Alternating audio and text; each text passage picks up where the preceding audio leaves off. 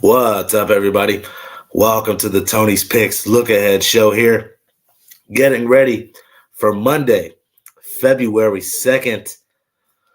As you guys know, we had to take Saturday off. Give you guys a recap from this weekend.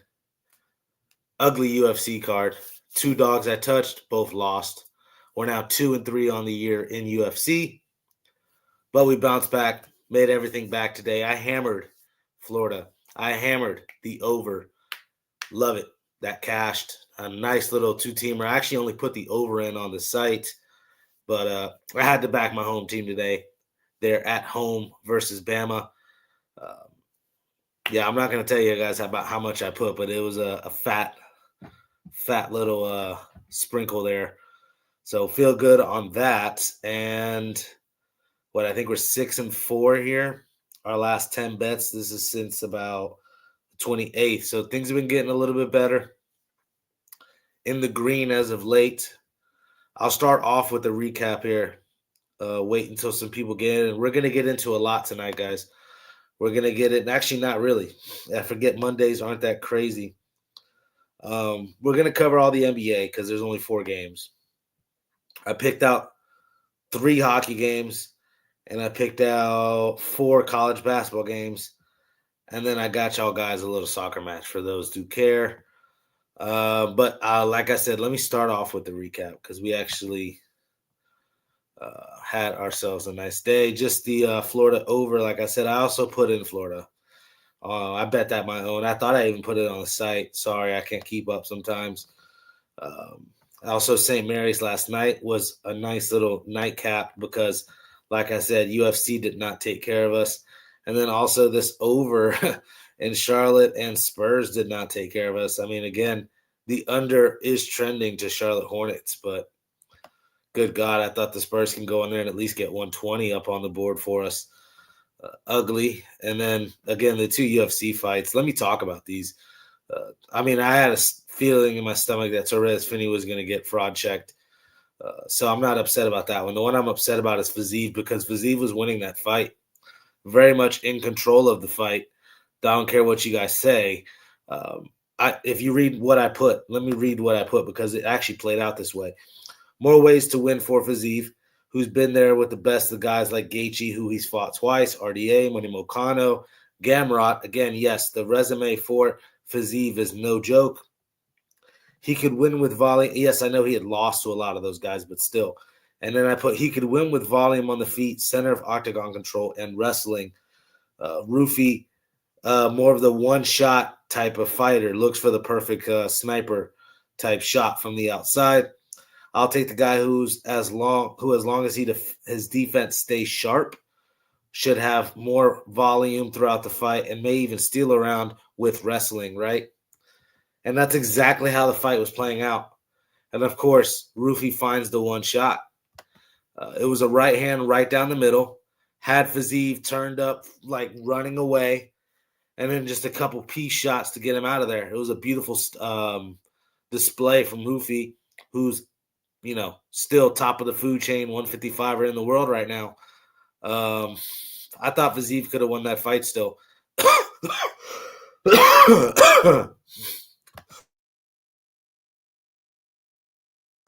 Excuse me. I thought Fiziev could have won that fight. But again, I'm not going to dwell on too much. Again, we made a little bit back here with the Florida game today. I've been keeping it real light. I've been going 1 play, 2 plays a day. I did go 3 there on Saturday, but that's about the max you'll see is 3. I've had to even take hockey off. I am waiting on the Olympic hockey here to start. So that's kind of a little bit of the reason why as well. But without further ado, let's get into tomorrow's slate. I look to have at least 1 or 2 plays in tomorrow, like I said, keeping it really light, making sure we're right. First game of the board, we got Pelicans and Hornets. Should be a good game here. When I look here, Pelicans and Hornets, I'm seeing the Hornets are laying, 7.5? I thought that was absolutely ridiculous when I saw that. I was like, I get the Hornets are on like a 6-game winning streak, is it? 7 game? Yeah, 6-game winning streak, the Hornets.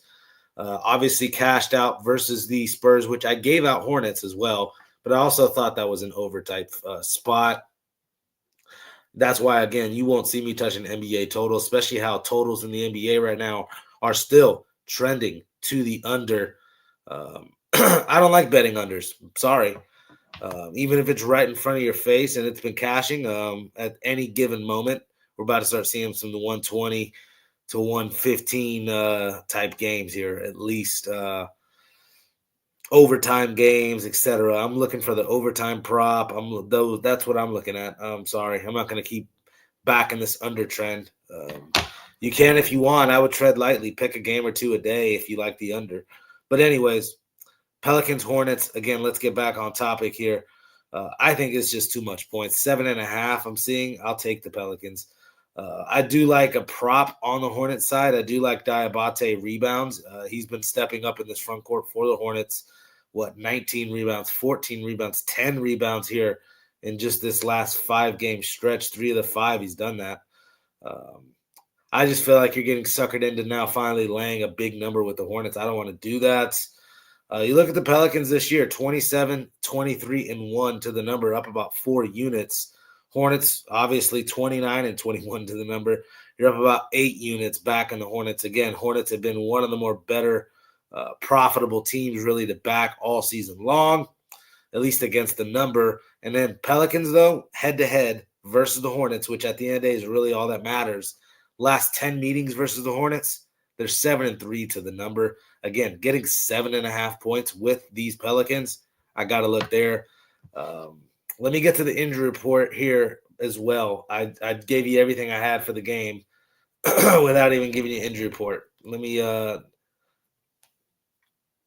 get to that here. 1 second.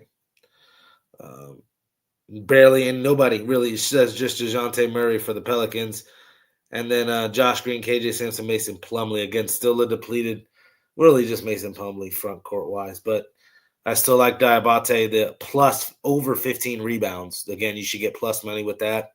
Obviously, maybe over 12 or whatever is over, under, and rebounds, and you could take as well at like an even price. But I actually like the Pelicans to stick around here. Way too many young pieces as well to compete with this Hornet squad. Getting 7.5 points here, I got to go to those Pelicans. All right, we got Rockets and Pacers. I'm seeing the Rockets here, 5.5-point favorites. Total 218.5. I'm seeing Durant is out. Steven Adams obviously now out for the year. Van Fleet's been out for a minute. Really just Obi Toppin for the Pacers. So almost a fully healthy Pacers squad. What was it? Fresh off of I thought they dropped that. No, they wound up beating the Hawks there. But I can still say this is a spot they want to get up on the Rockets, who's one of the better teams of the West. Obviously, Pacers have struggled this year, but here at home, a little bit different. They're going to play tough. Again, I like the front court advantage we actually have a little bit now, especially with Durant not playing. I mean, Siakam should have a little bit easier of a day. That opens up everything, obviously, for Jay Huff, Micah Potter, these guys. I like Nembhard. I like McConnell coming in off the bench. Neesmith, there's some pieces here. So, yeah, give me the Pacers here. The plus 5.5, if not money line here at home versus the Rockets. Like I said, almost fully healthy Pacers squad. And then no Durant from what I'm seeing right now with the Rockets. Got to go Pacers money line there in that one. We got Timberwolves and Grizzlies. When I'm looking here, I'm seeing the T-Wolves laying 7.5 on the road. Total 227.5 here. Injury report-wise, of course, Ant's on the injury report along with Julius Randle. 2 big pieces you would want, I would expect in. I would at least hope you want in here if you want to back the Timberwolves is what I'm trying to say. Terrence Shannon as well should be out for the T-Wolves. When you look here for the Grizzlies, Conchor, Scottie Pippen, Aldama, Jackson, Morant, Jaren Jackson here, John Morant, Brandon Clark, Zach Edey, 7 bodies here out for the Thunder, or not Thunder, the Memphis Grizzlies. Jaren Jackson is a game time. That is a big piece if he can step up and play. Either way, even without Ant or Julius Randle, I got to look at possibly laying it here with the T-Wolves, who I get it. You normally don't want to lay this type of number with them, but they already whooped up on them here the first game. What was it, 130, 114? So obviously covered this number last time out. Again, second game of a 2-game series. I expect Minnesota to want to get a 2-0 sweep here. They did go 1-1 versus Golden State. I mean, just something to think about. Look, Grizzlies are 2-8 in their last 10, have lost 6 in a row. Meanwhile, the Timberwolves are on a 4-game winning streak. I could argue I think Ant plays, but even if he doesn't, I got to look the Timberwolves' way here, minus the 7.5 in this one. All right, final NBA game I will talk about, and then we'll get into a couple hockey games. We got 76ers and Clippers, total 220, and the Clippers here laying 2.5 at home. Injury-wise, really just Joel Embiid, and for whatever reason, Paul George has been suspended. A little bit of a drug problem, they say. Let me know what you guys think about that in the chat. Yeah, that's all I got to say. PG-13, not so PG-13, huh? James Harden out for personal reasons for the Clippers. No Derek Jones, no Ty Washington. I don't know. That's huge not having James Harden. How'd they wind up doing tonight? 1 second. What was the final score of this game? Let me find out for you guys. They wound up beating the Suns. I believe Harden sat out tonight as well. When I was looking, it was not supposed to play. Yeah, it was really just Kawhi going out 25 points. They really shut down the Suns, kept them under 100, 93 points. Could they do it here on a back-to-back spot? I mean, it's not terrible travel. They were in Phoenix, right? A little short travel spot back home to LA is nothing too crazy. And again, injury report-wise, it's just going to be Harden, Ty Washington, and Derek Jones. Really, those pieces were out tonight. Tricky game, if you ask me. What gets me off the 76ers is they'll lose these games to the Hornets. They'll be up by like 10 against the Cavaliers and drop those games. I don't know. I don't want to back the Cavaliers ever, even if you're getting 2.5 on the road. Pick here is Clippers rally on this back-to-back here. Give me a Kawhi Leonard over 30 points. Minus 2.5 here with the Clippers. I don't know about the total 220. I could actually make a case for the over. Again, I already talked about at the beginning how everything's trending under NBA total-wise. But is this not a spot that Kawhi goes out and drops 30? There's another unsung hero like a Derek Jones. He's not playing, not a Derek Jones. There's somebody else I was thinking of. What's his face? Now it's going to bother me. Let me get this guy's name. Chris Dunn, Jordan Miller, that's who I was talking about. One of these guys comes out and drops 25 points, helps out Kawhi. Zubac still playing. He can be 20 and 10 on every given night or any given night. John Collins as well. There's pieces on the Clippers that I could back. I don't like the 76ers here long-term backing them. I'm sorry. Even if they wind up sneaking into the playoffs, I think, what are they? They're 6th in the East. So as of right now, they would be in. Clippers, a play-in team as of right now. Still, I think a lot more room for improvement for this Clipper squad. I know I'm going on a long rant, just trying to talk you guys onto these Clippers because that's where I would be on, minus the 2.5 here on the back-to-back spot. All right, we got Sabres and Panthers. First hockey game we will talk about. 1 second. Sabres and Panthers here. Shout out those Ducks getting it done for us tonight. All right. When I look here, I'm seeing Panthers the minus 135 favorite. Lyon versus Bobrovsky here. I would say a goalie discrepancy, at least for this year. First off, Panthers not playing well as of late. Losers of 3 straight. Sabres are on a, 12-2 road game run. Last 14 road games, they've won 12 of them, right? Leon with a 2.44 goals allowed per game average this season, a 9.13 save percentage, looking a lot better than Bobrovsky. what? 2 goals, 2 goals, 2 goals, 3 goals, 0 goals, 1 goal, 3 goals. That's his last 7 for you. Yeah, a little bit of a trustworthy option, especially with the way the Sabres have been playing. They did drop one there their last time out. So a bounce back spot as well against the defending champs. Yeah, I can make a case for a little bit of some plus money here. Plus 115 with the Sabres. I'll be on that for sure. Give me Buffalo here on the money line. Next game, we got Islanders and Capitals. I almost said Canadians. Islanders. Excuse me. Give me a second.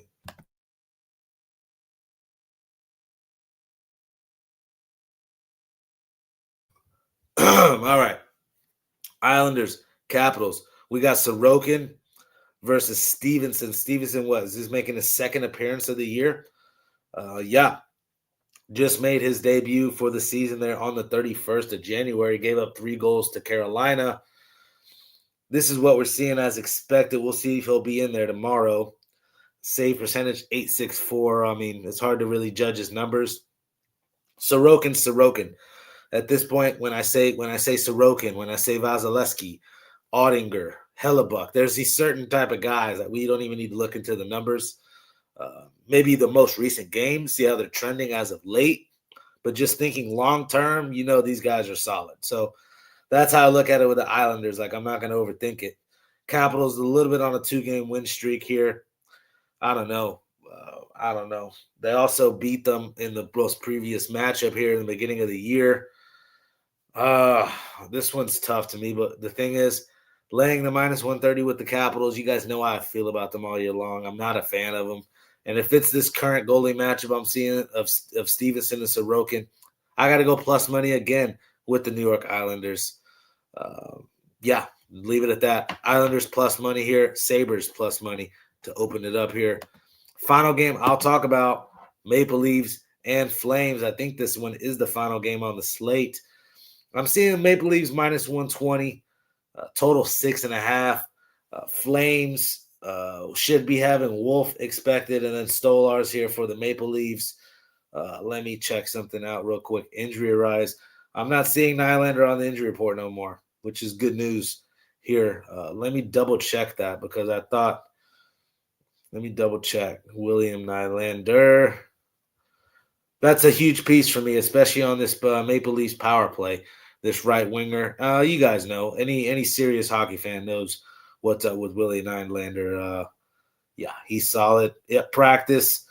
Will be available to return against the Canucks. But yeah, he played, I think, last night and everything. So it's looking like Nylander's back in the fold of things here. That's enough already to get me on the Maple Leafs. And then just the fact that the Flames are the Flames, and I don't ever like backing them. They do pepper the net. That's the one thing I find kind of interesting about the Flames is shots on goal. They're still, 8th in the league in shots on goal. Despite being 32nd in the NHL in goals scored is the Flames. Again, abysmal offense. Everything points to the Maple Leafs offensively. The Flames, again, top 8 in the league in shots on goal. So they're not scared to get this puck in front of the net. Still think Stolarz steps up here. Again, that's who's expected in net for the Maple Leafs. And they get themselves a win. I hate backing the Maple Leafs. You know this. But again, minus 120 is not that bad of a price. That's where I'm at in that one. Let's get on into some college hoops here. We got Howard and Coppin State. I'm not scared of this Monday college basketball slate, if I'm being honest. I actually kind of like it. We've been actually kind of hot as of late in college basketball. Let's keep it rolling. I'm trying to get NBA and college hoops hot at the same time. It's either been one or the other as of right now. It's super frustrating. I need them both to fire on all cylinders at the same time.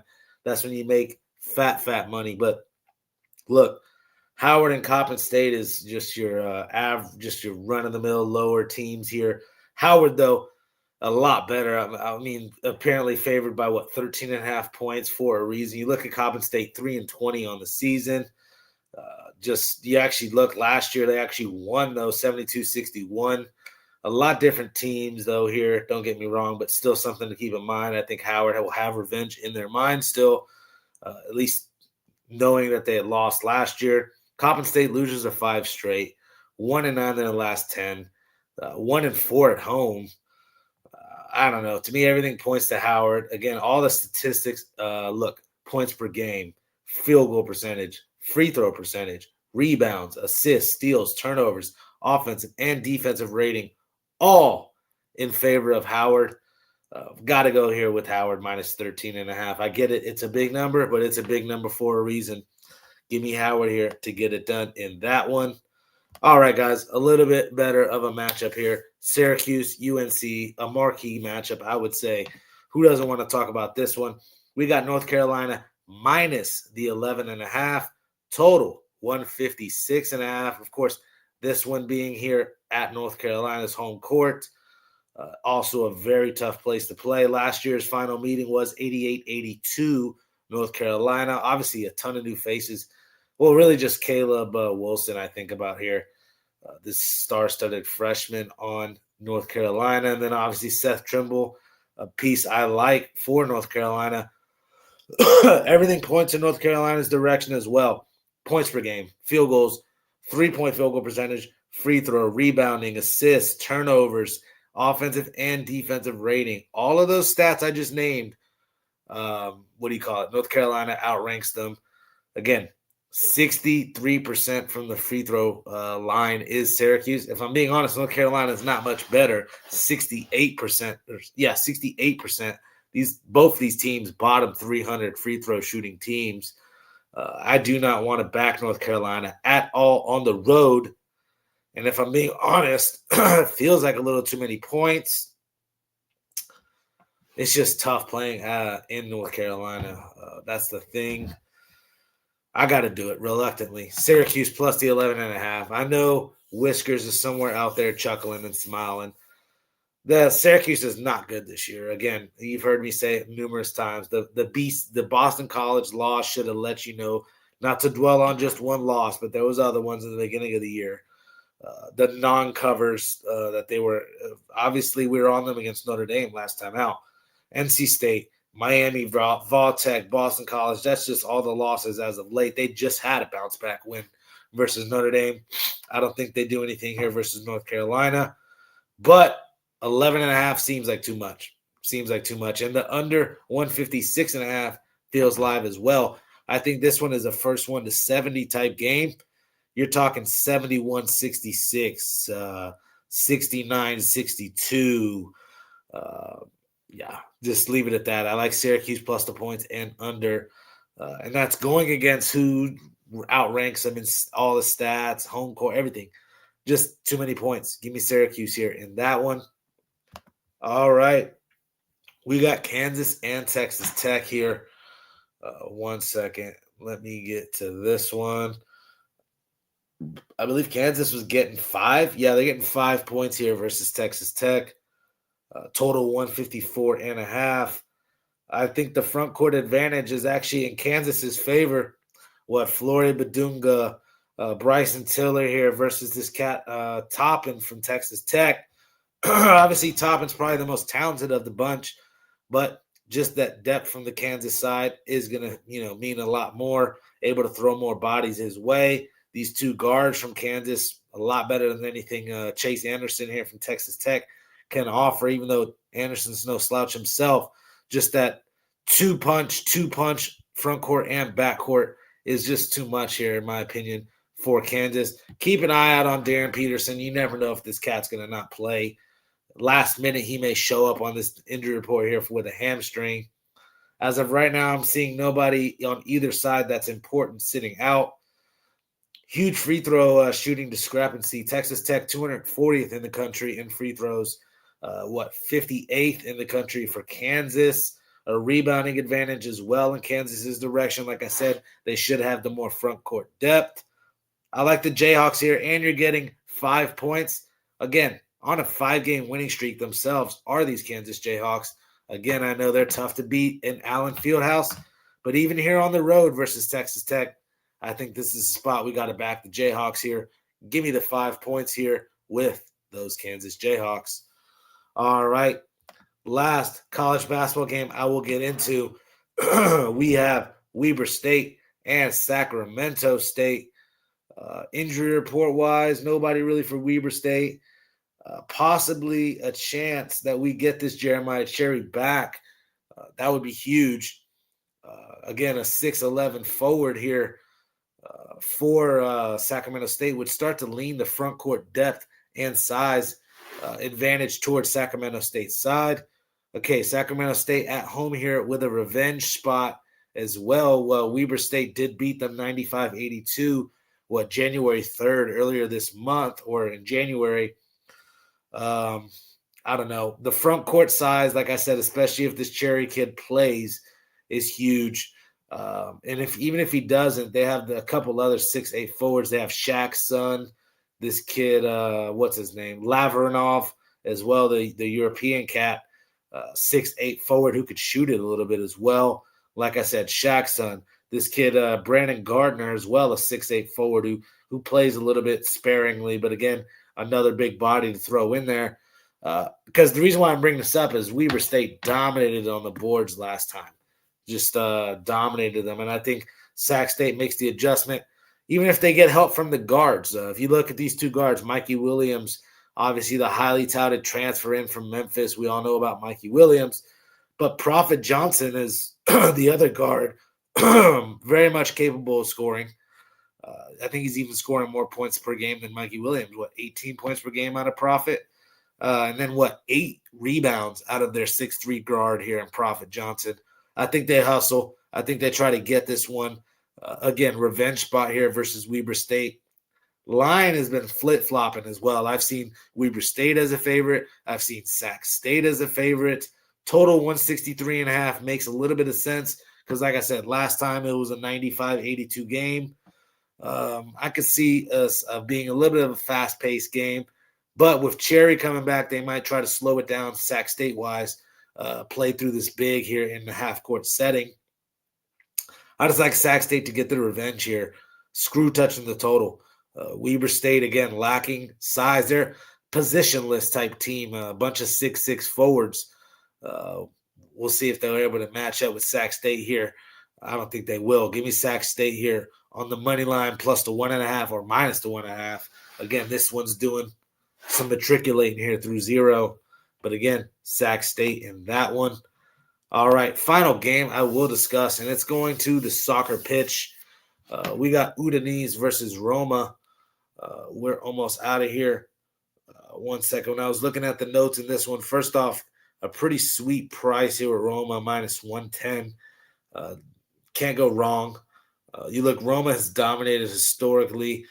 Last 5 meetings since 2023, they've won all 5. What else? 5th in the Italian league with a plus 15 goal differential. Udinese 10th in the Italian league with a minus 9 goal differential. Not going to overthink it. I think Roma gets it done. Minus 110 at a buy low price with Roma. There you have it. That's all of the picks for you guys here for tomorrow's show. Thank you guys very much for tuning in. Not too much in the chat going on tonight. I get it. Sunday, end of a weekend. I had myself a nice day. Let me show you guys one more time before we get on out. All right. Look. If you look here, this last 7 days has been solid. 561. On the year, it's been okay. NHL, NFL, NBA, and college, like I said, it's been fluctuant on which one's going to get us the money. College basketball, it was today and yesterday that got us the money. So we're just doing what we can one day at a time here, guys. Probably about 1 pick, 2 picks a day as of late. Being really disciplined, trying to find the best possible game to get on. We finally got some action here in the chat. Kel Dog, what's up? Thank you for tuning in. I know Djokovic didn't get it done. It's fine. He cashed us out already at 7-1.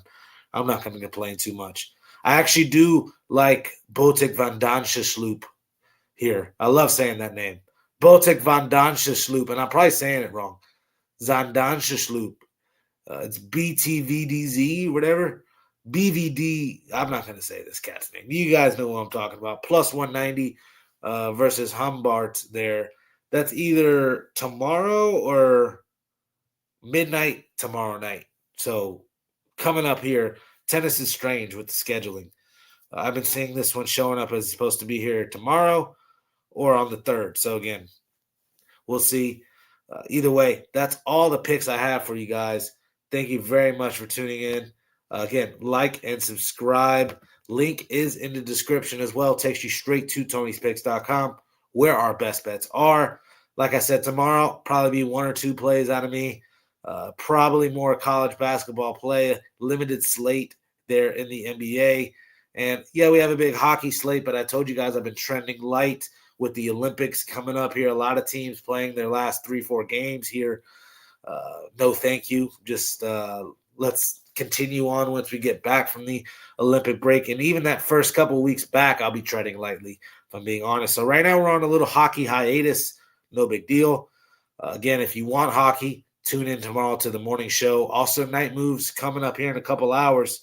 Ramon and DeAndre will take care of you. So there you have it. Everything I got for you guys. Not to keep beating on a dead horse, but thank you guys very much. Again, like and subscribe. Link in the description. Let's make tomorrow a winning day. And best of luck to all. Peace.